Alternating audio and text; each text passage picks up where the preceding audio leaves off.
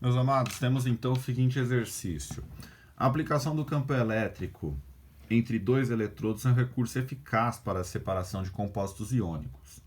Sob efeito do campo elétrico, os íons são atraídos para os eletrodos de carga oposta. Então, relembrando um pouquinho a química, íons de carga positiva, que são os cátions, são atraídos para o polo negativo, e os ânions, que são aqueles íons com carga negativa, são atraídos para o polo positivo.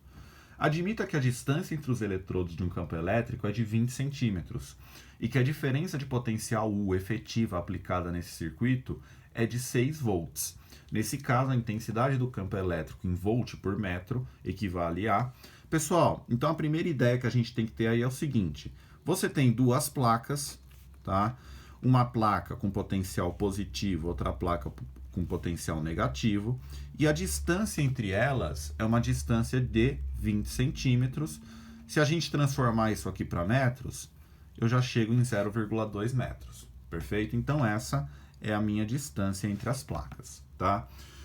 Nessa região aqui, eu estou aplicando uma diferença de potencial que é basicamente de 6 volts, tá? Como é que eu descubro a intensidade do campo elétrico nessa região?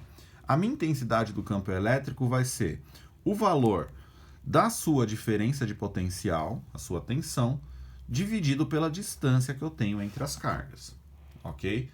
Então, essa é a fórmula para a gente calcular o campo elétrico, tá bom?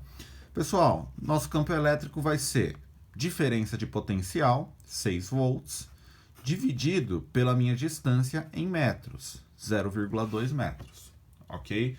Se você tem algum tipo de dificuldade em fazer essa conta dessa maneira que ela está, você pode multiplicar a sua fração toda por 10, né? Então, se multiplica aqui em cima por 10 e aqui em cima por 10, você vai ter 60 dividido por 2, você vai ter um valor de 30 volt por metro.